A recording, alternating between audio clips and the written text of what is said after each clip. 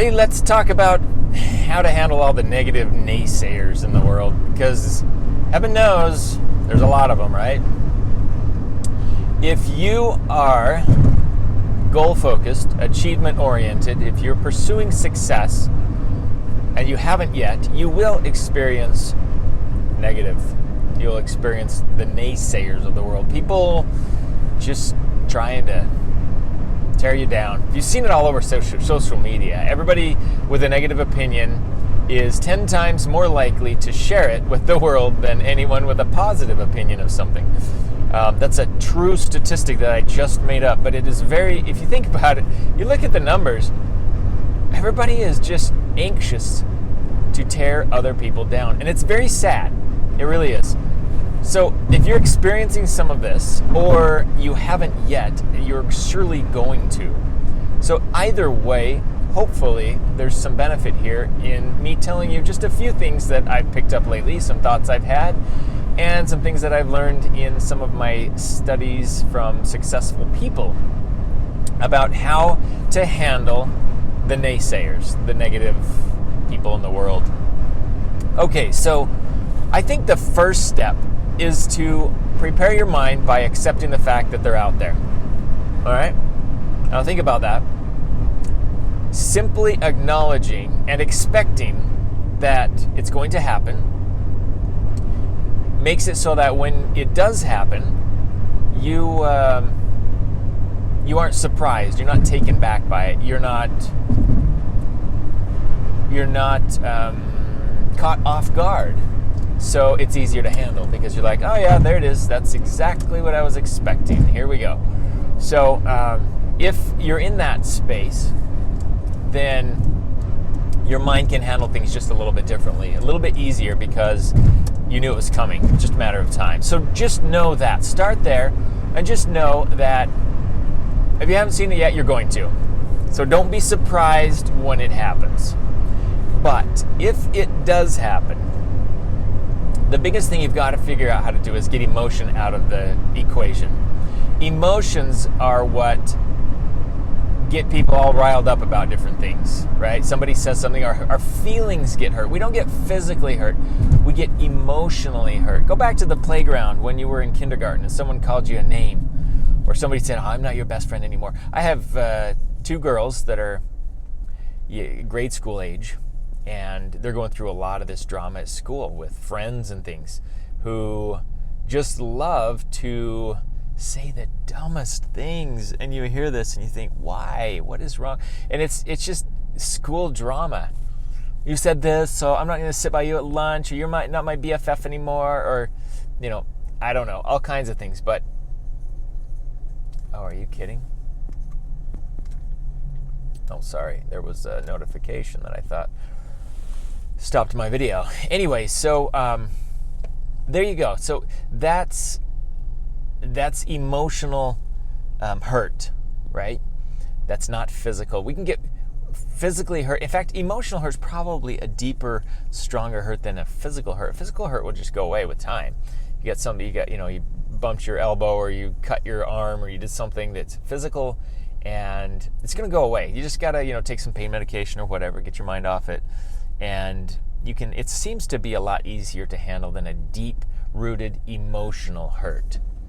Okay, and when you're putting yourself out there and you're pursuing something that is worthwhile to you, something that means a lot to you, something that's rooted in your values or your passion or your beliefs, and somebody comes along and rains on your parade, that is likely to hurt a little deeper than just some kind of little physical hurt. So it's normal that those things hurt. I think all of us would love to be immune to that. All of us would love to take a magic pill and make it all go away. You see something negative on your Facebook feed, you might see 10 or 20 positive comments. First negative comment you see, all of a sudden you can't get it out of your brain, right? And all of a sudden we seem to pay so much more attention to those. Like, well, why would he say that? Well, I don't know. What does that mean? Does that mean, am I no good? Is my product no good? Is my business or service or whatever? Is it, well, what happened? How come he's And all these positive comments kind of go out the window. I think it's human nature. I think because they hurt deeper, they get more of our attention. So when that happens, the first thing is try to get emotion out of the equation.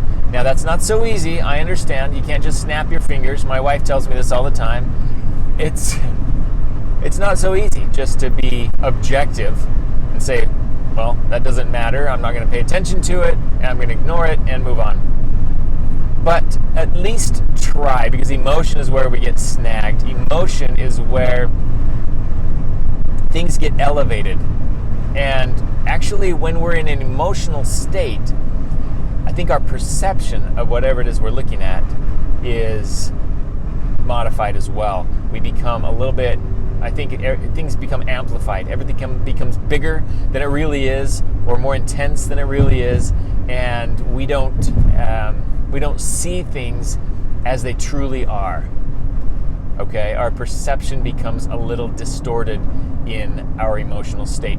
So the second thing that you can do, and I think this one might be a little more tactical, a little more doable for people, for everyone, and that is consider the person that attacked you as a toddler.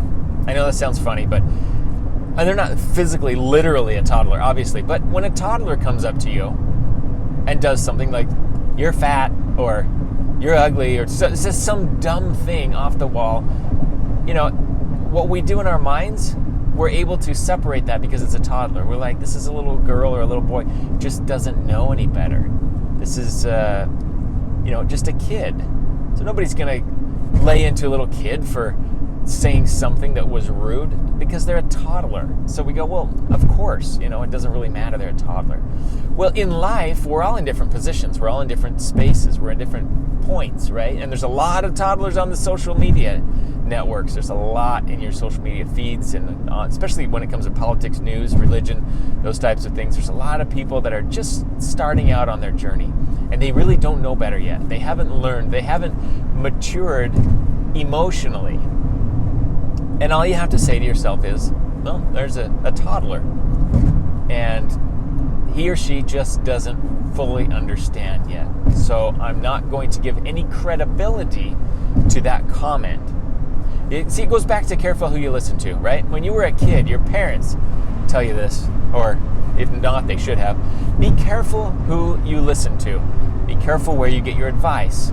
And somewhere along the line, when we grow up and become adults, we drop that advice and we start listening to everybody, and we start, oh my gosh, we become, we feel like we're, any kind of judgment or anything that's passed along, we feel like we have to take it as like the literal gospel truth. Well, anybody who's achieved any amount of success has enemies because they're out there. And so if you don't have negative naysayers in your life, it's because you haven't put yourself out there enough. Okay, anybody that, you look at any successful person, they've got people that don't like them. They've got people that disagree with them.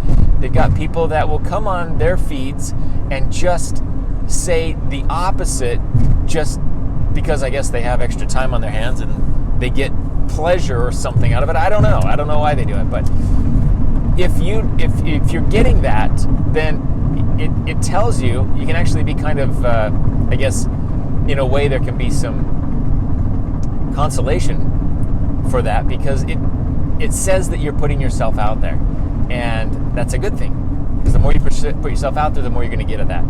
So join the ranks of the successful people that have enemies and negative naysayers by putting yourself out there and getting a few of your own. It also keeps you in check, so it's a good thing, but you don't have to listen to it. So there you go, some few bits of advice. Hopefully that helps. Just understand the big thing is everybody's at a different place in their lives, and where you are and where the negative person is that tries to tear you down, two totally different places. That person may still have a good heart. I don't know. Maybe they don't. But really, in the big picture, does it even matter? It really doesn't. You can ask yourself this when you're looking at these types of things. You can say, 5 years from now, is this really going to matter? 1 year from now, is this going to matter? Heck, 1 week from now, is this even going to matter? This comment will be buried. It doesn't. it's not a big deal. And that's one way that you can remove yourself emotionally, is you can stop looking at the here and now. Everything seems like right now, right before you, right in front of you. Oh my gosh, the world's going to end. Look how awful. Somebody said something bad about this, my product, my business. I can't believe it. How am I going to recover? You know what? Life goes on. There's a lot of big companies that have bad reviews. There's a lot of successful people that have people that hate them, that are, will go to the nth degree to try and bring them down, and yet they're successful anyways. So you can be too. So if you got a few of those, don't pay any attention to it. Don't give it the credibility that it is seeking, because there is no credibility. Unless there is. If there's a person that legitimately has critique or input, then you need to take that with a grain of salt and say, you know what, this person has a good point. My product needs to be improved. It is a little bad in this area. But you know the difference when somebody's genuinely trying to help you improve your product versus somebody's just trying to tear you down. So I'm talking about the naysayers, the guys that just go in and tear other people down. And it really is sad that we live in a world that has that. But know that there's nothing that you can do about it. You just have to focus on the ones that are there to build you up. And that's really what it comes down to. Don't give any attention, don't give any time, don't give any credibility or credence to the ones that don't matter. The voices that are just there in a sea of other voices, but who seem to stand out because their words are so prickly and so hurtful. Okay, anyways, move forward. Keep plowing at your goals. I'd love to hear what you think. Have you had any naysayers in your life? What have you done about them? How have you handled them? Comment below. Follow me on Facebook. Hop on 3by5goals.com. If you have any questions about setting goals, don't let people derail you from what you're trying to achieve. That's the key. And a comment can do that easily if we let it. But hopefully there are a few points there that can help you to avoid that. So there you go. Thank you, and have a wonderful day.